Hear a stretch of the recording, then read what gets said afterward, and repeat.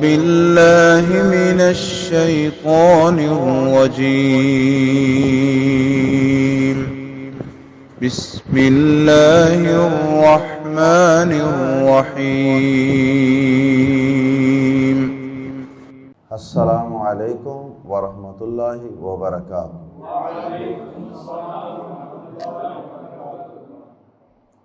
سورۃ الانفال آیت نمبر 11 سے 14۔ ان الحمد للہ والصلاة والسلام علی رسول اللہ اما بعد۔ اعوذ باللہ السمیع العلیم من الشیطان الرجیم من ہمزہ ونفخہ ونفثہ۔ اذ یغشیکم النعاس امنة منہ وینزل علیکم من السماء وَيُنَزِّلُ عَلَيْكُم مِّنَ السَّمَاءِ مَاءً لِّيُطَهِّرَكُم بِهِ وَيُذْهِبَ عَنكُم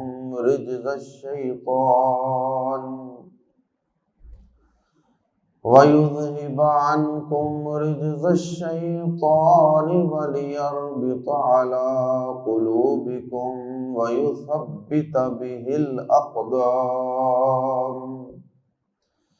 إِذْ يُوحِي رَبُّكَ إِلَى الْمَلَائِكَةِ أَنِّي مَعَكُمْ فَثَبِّتُوا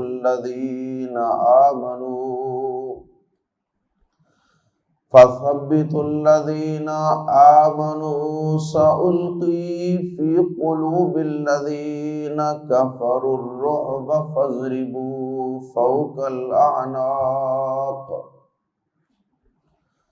فَاضْرِبُوا فَوْقَ الْأَعْنَاقِ وَاضْرِبُوا مِنْهُمْ كُلَّ بَنَانٍ۔ ذَلِكَ بِأَنَّهُمْ شَاقُّوا اللَّهَ وَرَسُولَهُ وَمَن يُشَاقِقِ اللَّهَ وَرَسُولَهُ فَإِنَّ اللَّهَ شَدِيدُ الْعِقَابِ۔ ذَلِكُمْ فَذُوقُوهُ وَأَنَّ لِلْكَافِرِينَ عَذَابَ النَّارِ۔ غزوہ بدر میں اللہ رب العزت نے اہل ایمان کی کئی طریقوں سے مدد فرمائی۔ ایک طریقہ مدد کا یہ تھا کہ اللہ رب العزت نے ان پہ 1000 سے شروع کر کے 5000 تک فرشتوں کا نزول فرمایا، اور اس کے بعد اللہ رب العزت نے مسلمانوں پہ اپنا ایک اور احسان بھی فرمایا۔ اللہ رب العزت نے مسلمانوں کے اوپر اپنی بے سر و سامانی اور قلیل تعداد کی وجہ سے اور دشمن کی ایک بڑی تعداد، اسلحہ، ساز و سامان، یہ سارا منظر جب مسلمانوں نے اپنی آنکھوں سے دیکھا تھا تو فطری طور پہ انسان ہونے کے ناطے دل کے اندر ایک رعب کا، خوف کا بیٹھ جانا یہ ایک یقینی امر تھا۔ تو اب مسلمان ایک خاص قسم کے خوف سے گزر رہے تھے۔ اگرچہ انسان اللہ کے بل بوتے پہ میدان میں اترنے والا ہو، اللہ پہ توکل کرنے والا بھی ہو، لیکن بہرحال ظاہری وسائل انسان کو کچھ نہ کچھ تو متاثر کرتے ہیں۔ اب اللہ رب العزت نے احسان یہ فرمایا کہ اب یہ ذہنی طور پہ خوف زدہ اور پریشان، یہ میرے بندے کافروں کا، دشمنوں کا مقابلہ کیسے کریں گے جب تک ان کا یہ خوف دور نہ ہوا۔ اللہ رب العزت نے جس صبح لڑائی کا آغاز ہونا تھا اس کی گزشتہ رات، اس دن کی جو گزشتہ رات تھی، اسی رات کو اللہ رب العزت نے سارے لشکر جرار کو، ایمان والوں کے سارے لشکر اور ساری فوج کو گہری نیند سلا دی۔ جی بھر کر صحابہ کرام اور مجاہدین رات کو سوئے، اور اگر یہ اللہ کی خاص مدد نہ ہوتی اور یہ ایک معجزہ نہ ہوتا تو یقیناً صحابہ کرام ساری رات خوف اور خطرے کی وجہ سے جاگتے رہتے اور مزید تھکاوٹ ہو جاتی، مزید کمزوری ہو جاتی۔ اللہ پاک نے ان کی اوور آلنگ کرنے کے لیے ان کے جسم کی ٹیوننگ کر دی۔ اللہ پاک نے ساری رات ان کو سلا دیا۔ جب وہ صبح بیدار ہوئے تو بالکل تر و تازہ اور چوکو چوبند تھے لڑائی کے لیے۔ اور علی مرتضیٰ رضی اللہ تعالی عنہ بیان کرتے ہیں، مسند احمد میں حدیث ہے، بیان کرتے ہیں غزوہ بدر کے حالات و واقعات۔ کہتے ہیں کہ اس پورے غزوے کے اندر صرف ایک شخص تھا جس کے پاس گھوڑا تھا، پورے لشکر کے پاس صرف ایک گھوڑا، اور وہ تھا مقداد رضی اللہ تعالی عنہ کے پاس، جنہوں نے تقریر بھی کی تھی نا کہ ہم لڑیں گے۔ اور پھر علی رضی اللہ تعالی عنہ بیان کرتے ہیں کہ نبی صلی اللہ علیہ وسلم کے علاوہ سب مسلمان رات کو سوئے ہوئے تھے، اور کہتے ہیں کہ نبی پاک صلی اللہ علیہ وسلم ایک درخت کے نیچے اپنے رب کو منا رہے تھے اور اپنے رب سے دعائیں کر رہے تھے کہ یا اللہ اس ننھے منھے کمزور سے لشکر کی ان فرزندان توحید کی مدد فرما۔ اللہ اکبر۔ ایک وہ منظر تھا جو ابو بکر صدیق رضی اللہ تعالی عنہ نے بیان کیا، ایک وہ منظر تھا جو عمر فاروق رضی اللہ تعالی عنہ نے بیان کیا، اور اس کے اندر پھر ابو بکر صدیق رضی اللہ تعالی عنہ نے نبی صلی اللہ علیہ وسلم کو پیچھے سے جا کے سینے سے لگا لیا تھا اور کہا تھا کہ بس کیجیے۔ ایک وہ بھی منظر تھا، خیمے کے اندر آپ دعا کر رہے تھے۔ ممکن ہے کہ یہ رات کا کوئی اور پہر ہو اور یہ جگہ بھی کوئی اور ہو۔ اللہ کے رسول صلی اللہ علیہ وسلم نے، اللہ بہتر جانتے ہیں کہ ساری رات میں کتنی جگہوں پہ اور کتنے موقعوں پہ اور کتنی دفعہ اللہ پاک سے دعائیں کی۔ اللہ اکبر۔ تو نبی صلی اللہ علیہ وسلم کے علاوہ سارے مسلمان رات بھر جی بھر کے بے خوف ہو کے سوئے، اور پھر اللہ پاک نے صبح کے وقت جب دونوں لشکر آمنے سامنے صف آرا ہو گئے تو اللہ پاک نے اس وقت بھی، ابھی لڑائی شروع نہیں ہوئی، ابھی صفیں درست کی جا رہی ہیں، لڑائی کی تیاری ہو رہی ہے، اللہ پاک نے اس وقت بھی اہل ایمان پہ کچھ وقت کے لیے اونگ طاری کر دی۔ ڈروزینس، اونگ ایک نیند ہوتی ہے جو عام طور پہ آدمی لیٹ کے لیتا ہے، اور ایک ہوتی ہے اونگ جو عام طور پہ آدمی بیٹھے بیٹھے بھی لے لیتا ہے۔ تو اونگ تھوڑا سا آرام کر لینا، چھوٹا سا جھٹکا لگتا ہے اور آدمی اس سے بھی کافی فریش ہو جاتا ہے۔ اللہ اکبر۔ اللہ پاک کی ذات ہی نیند اور اونگ سے پاک ہے۔ لا تأخذہ سنۃ ولا نوم، اسے نہ نیند آتی ہے اور نہ ہی اونگ، کیونکہ یہ دونوں چیزیں کمزوری کی علامت، اور انسان کمزور ہے۔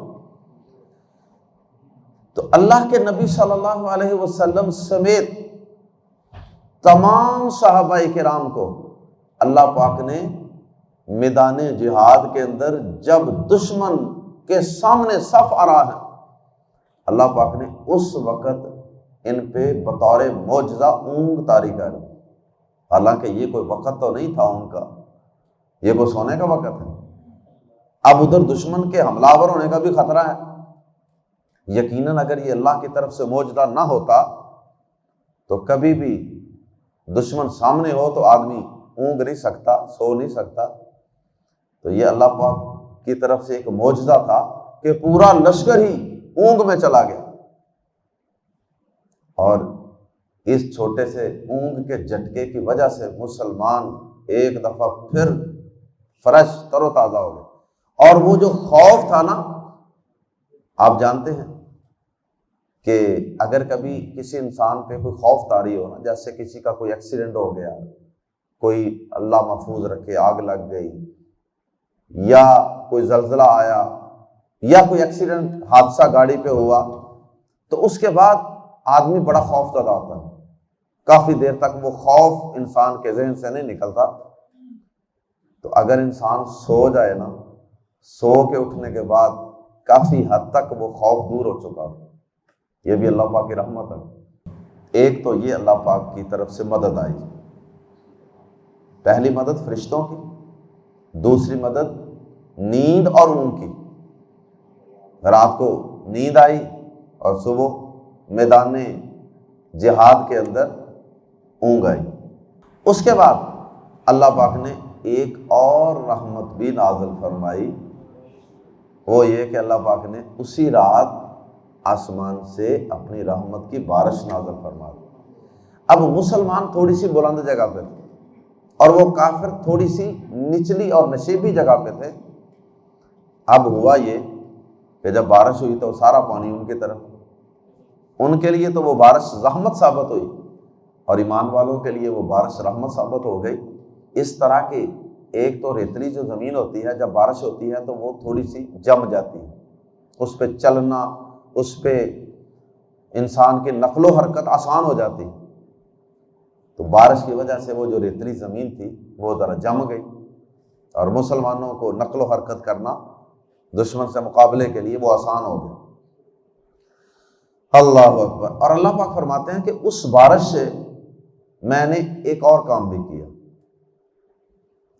جس کا یہاں قرآن مجید میں تذکرہ ہے۔ وہ ریت کے جم جانے کا یہاں تذکرہ تو نہیں ہے، قرآن مجید میں اس بارش کے جو فوائد بیان کیے گئے ہیں نا، وہ ایک تو یہ ہے کہ اللہ پاک فرماتے ہیں کہ اس بارش کے ذریعے سے میں نے تمہاری ظاہری اور باطنی طہارت و پاکیزگی کا بندوبست اور انتظام کر دیا۔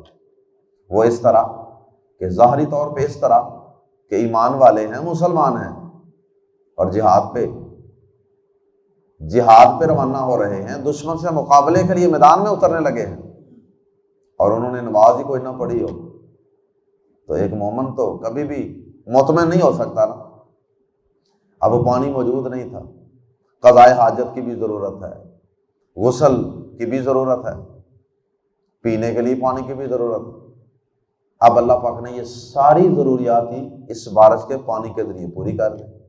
اب صحابہ نے وضو بھی کیے اور پانی پینے کے لیے بھی استعمال کیا، جانوروں کو بھی پلا لیا، ضروریات بھی پوری ہو گئی، ظاہری طور پہ بھی طہارت و پاکیزگی حاصل ہو گئی، اور باطنی طور پہ یہ کہ شیطان کی طرف سے انسان ہونے کے ناطے بڑے وسوسے ڈالے جا رہے تھے۔ اتنا بڑا لشکر، آج تو تمہاری وہ تکا بوٹی کر دیں گے، آج تو ختم ہو جائے گا کام۔ یہ وسوسے جو شیطان کی طرف سے، ایول سجیشنز، برے خیالات جو شیطان کی طرف سے ذہنوں میں ڈالے گئے تھے نا، خوف، گھبراہٹ، مایوسی، اور اللہ پاک سے اللہ کے متعلق بدگمانیاں، برے خیالات، نعوذ باللہ من ذالک، مثلا آج تے اللہ پاک نے سانو پھنسا کے مارے۔ تو اس طرح کے جو برے خیالات تھے نا شیطان کی طرف سے، اللہ پاک کہتے ہیں میں نے وہ بارش تم پر نازل فرما کے وہ سارے برے خیالات بھی تمہارے ذہنوں سے نکال دیں۔ انسان میدان میں نکلے تو صحیح، اللہ پاک کی مدد کیسے کیسے آتی ہے میدانوں میں۔ اور اس کے بعد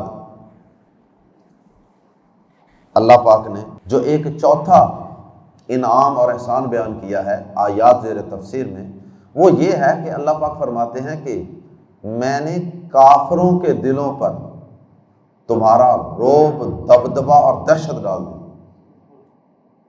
تمہارے دل سے ان کا رعب دور کر دی، نیند کے ذریعے، اونگ کے ذریعے، بارش کے ذریعے، اور ان کے دلوں میں تمہاری دہشت، تمہارا خوف بٹھا دیا۔ اور نبی صلی اللہ علیہ وسلم نے فرمایا یہ اللہ پاک کی مدد آپ کو مستقل حاصل تھی۔ صحیح بخاری میں حدیث ہے، نبی پاک صلی اللہ علیہ وسلم فرماتے ہیں کہ اللہ پاک نے مجھے 5 ایسی چیزیں عطا فرمائی ہیں جو مجھ سے پہلے کسی پیغمبر نبی کو عطا نہیں کی گئی، اور ان میں سے ایک یہ ہے نصرت بالرعب، میری اللہ پاک نے کافروں کے اوپر میرا رعب ڈال کر میری مدد فرما دی ہے۔ اور وہ کتنی دور سے رعب ڈال دیا ہے؟ مسیرت شہر، ابھی میں دشمن سے 1 مہینے کے سفر پر، 1 مہینے کی مسافت پر دور ہوتا ہوں، تو 1 مہینہ ابھی مجھے لگے اگر میں دشمن کے پاس پہنچوں، اتنا فاصلہ ہوتا ہے، تو پھر بھی کافر 1 مہینے کے فاصلے پر ہی میرے متعلق سوچ کے کہ محمد صلی اللہ علیہ وسلم اور ان کا لشکر آ رہا ہے، دشمن کے اوپر خوف اور لرزہ طاری ہو جاتا ہے۔ تو یہ کافر پر ایمان والوں کی، مسلمانوں کی، صحیح ایمان والے جو لوگ ہیں اور مجاہدین کی ایک دہشت اللہ پاک نے بٹھائی ہوئی ہے۔ قرآن مجید کے الفاظ میں پڑھتے ہیں اذ، جب۔ اذ کا لفظ عام طور پہ یاد دہانی کے لیے آتا ہے، یاد کرو مسلمانوں، اے ایمان والو، اس نعمت، اس احسان، اس وقت کو یاد کرو، اذ، جب یغشی، وہ طاری کر رہا تھا۔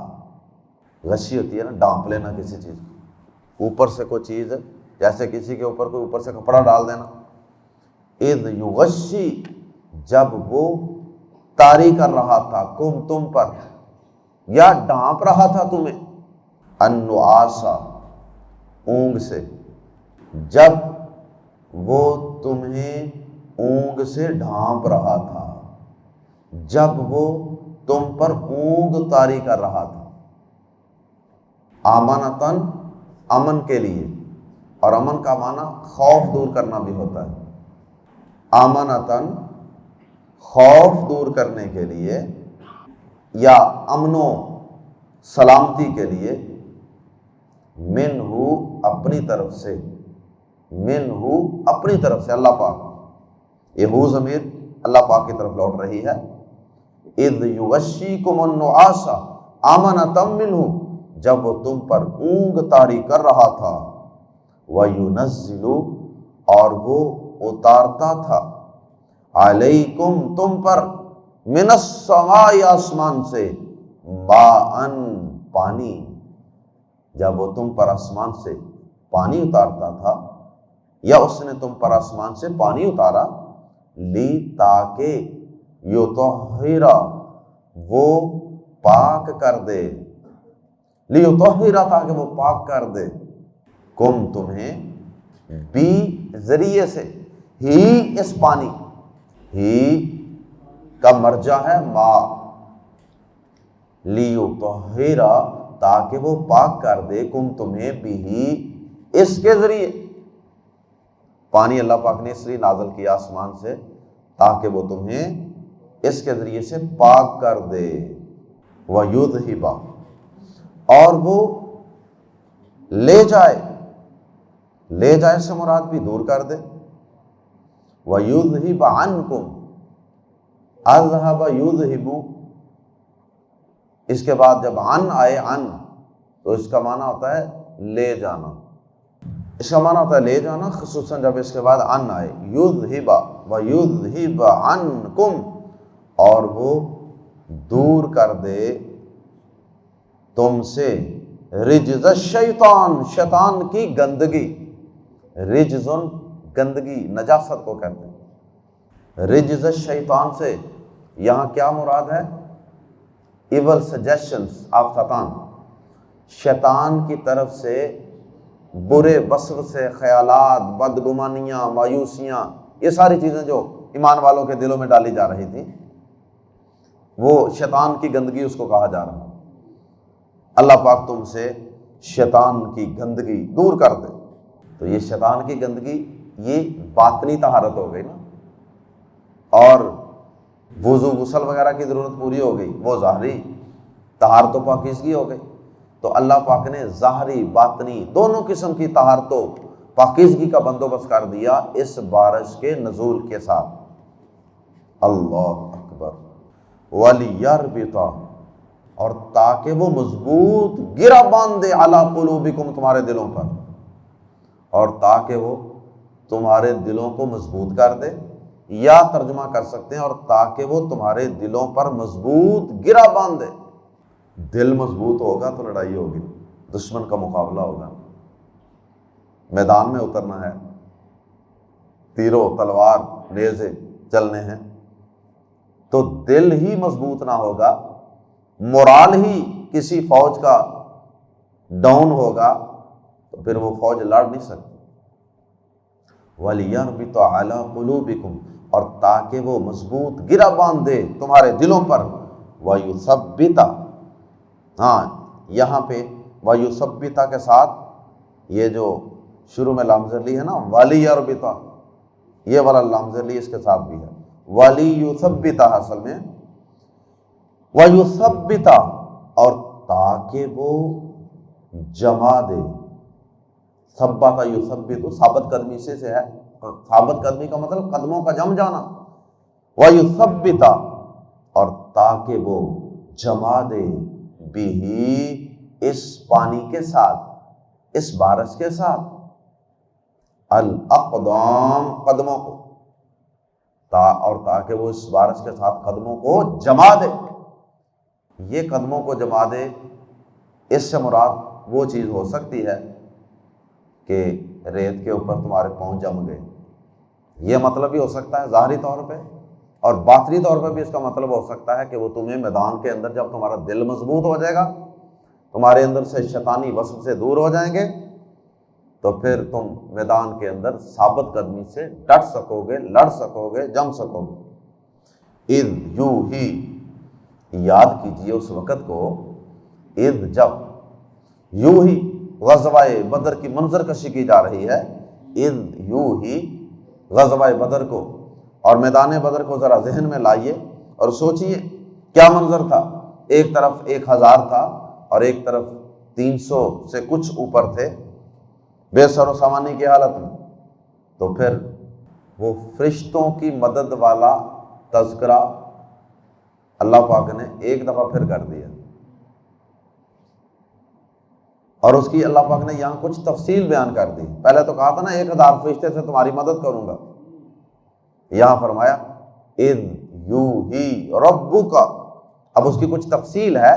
جب وحی کر رہا تھا ربک، تیرا رب، اے نبی صلی اللہ علیہ وسلم، جب آپ کا رب وحی کر رہا تھا، یعنی ان کے دلوں میں یہ پیغام ڈال رہا تھا یا ان کو انسپائر کر رہا تھا، ان کو ترغیب دے رہا تھا آپ کا رب۔ اذ یوحی ربک الی الملائکۃ، اور جب تیرا رب فرشتوں کی طرف وحی کر رہا تھا، انی، کہ بے شک میں، مع، ساتھ ہوں، کم، تمہارے۔ اللہ پاک فرشتوں سے کہہ رہا تھا، فرشتوں تم نے بھی گھبرانا نہیں، میں تمہارے ساتھ ہوں، اور نہ خود گھبرانا ہے، نہ میرے ایمان والے مجاہد بندوں کو گھبرانے دینا۔ فَثَبِّتُوا، پس تم جمائے رکھو، الذین، ان لوگوں کو، آمنوا، جو ایمان لائے، الذین آمنوا، جو ایمان لائے، فَثَبِّتُوا الذین آمنوا، پس تم ان لوگوں کو جمائے رکھو جو ایمان لائے۔ ایمان لانا ان کا کام ہے، میدانوں میں اترنا ان کا کام ہے، میدانوں میں ان کے قدم جما دینا یہ میرا کام ہے۔ سألقی، سین زبر سا، ان قریب، القی میں ڈال دوں گا، القاء کرنا ڈال دینا، سألقی ان قریب میں ڈال دوں گا، فی میں قلوب دل الذین کفروا ان لوگوں کے جنہوں نے کفر کیا، کیا ڈال دوں گا؟ الرعب، رعب ڈال دوں گا، ان قریب میں ان لوگوں کے دلوں میں رعب ڈال دوں گا جنہوں نے کفر کیا، رعب، ٹیرر، دہشت۔ فَاضْرِبُوا، فَاضْرِبُوا پس مارو، یہ روب والی بات بھی آ گئی۔ چوتھی چیز جس کے ذریعے اللہ نے مدد کی تھی وہ کیا تھی کہ اللہ پاک نے کافروں کے دلوں پہ ایمان والوں کی دہشت بٹھا دی، اور وہ دہشت الحمدللہ آج بھی ہے اور قیامت تک رہے گی۔ فَاضْرِبُوا پس مارو، ضرب لگاؤ، چوٹ لگاؤ، فوقا اوپر، الاعناق عنق، عنق گردن کو کہتے ہیں اور اعناق اس کی جمع ہے، نیکس۔ فَاضْرِبُوا فَوْقَ الْأَعْنَاقِ پس گردنوں کے اوپر مارو۔ اے فرشتوں، یہ فرشتوں کو بنیادی طور پہ حکم، فرشتوں ان کی گردنوں پہ مارو۔ اور ابھی بھی جو عقل پرست ہیں وہ یہ کہیں کہ فرشتے کوئی مخلوق نہیں ہے، یہ احد میں بدر میں کوئی نہیں اترے تھے، بس وہ ایک سمبل کے طور پہ اللہ نے کہا ہے، اصل تو اللہ کی مدد ہی تھی۔ اللہ پاک تو پوری ان کو گائیڈ لائن دے رہے ہیں۔ فَاضْرِبُوا فَوْقَ الْأَعْنَاقِ پس مارو گردنوں کے اوپر، وَاضْرِبُوا اور ضرب لگاؤ، مِنْهُمْ ان کو، یا ان میں سے، یا ان کے، کُلَّ بنان ہر پور پر، بنان پور کو کہتے ہیں، یہ فنگر ٹپس جسے کہتے ہیں نا، یہ پورے ہوتے ہیں جو ایک انگلی کے اندر آگے پھر نشان ہوتے ہیں، پور، فنگر ٹپس،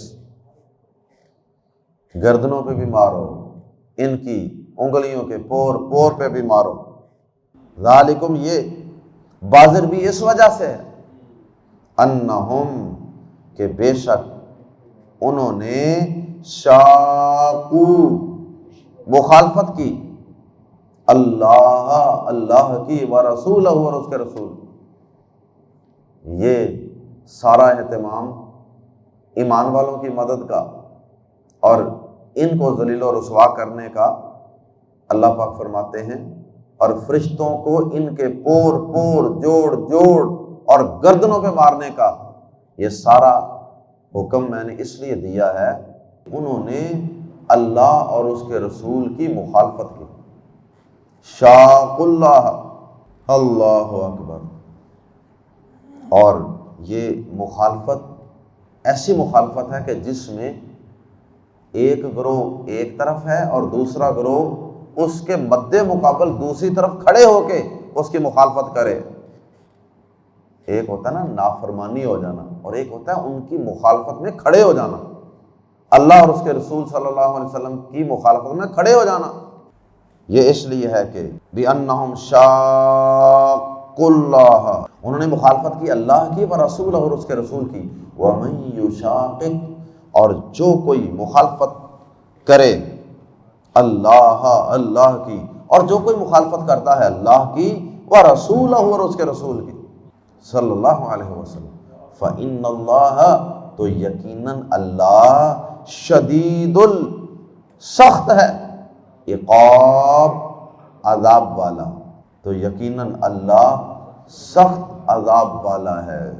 اور وہ سزا اللہ پاک نے اب مسلمانوں کے ہاتھوں سے کافروں تمہیں دینی ہے، جہاد کے ذریعے سے۔ ذالکم یہ ہے سے مراد کہ یہ ہے تمہاری سزا، یہ ہے دنیا کا عذاب۔ فاپس ذوقو چکھو، ذق ایک آدمی کو کہنا ہو تو کہتے ہیں ذق، چکھ، اور زیادہ کو کہنا ہو تو ذوقو چکھو، فذوقو پس چکھو، اسے کسے؟ اس عذاب کو، وَأَنَّ لِلْكَافِرِينَ اور بے شک کافروں کے لیے عذاب النار آگ کا عذاب ہے۔ یہ تو دنیا میں کافروں تمہارا عذاب تھا، تمہاری سزا تھی جو میں نے اپنے ایمان والے بندوں کے ہاتھوں تمہیں دلوائی ہے، اور ابھی آخرت کی سزا وہ تمہاری باقی ہے۔ اللہم لا تجعلنا من، اللہ ہم سب کو غزوہ بدر والا اور اصحاب بدر والا جذبہ اور ایمان عطا فرمائے، اور اسی طرح اللہ پاک ہمیں فضائے بدر پیدا کرنے کی توفیق عطا فرمائے۔ سبحانک اللہم و بحمدک، اشہد ان لا الہ الا انت، استغفرک و اتوب الیک۔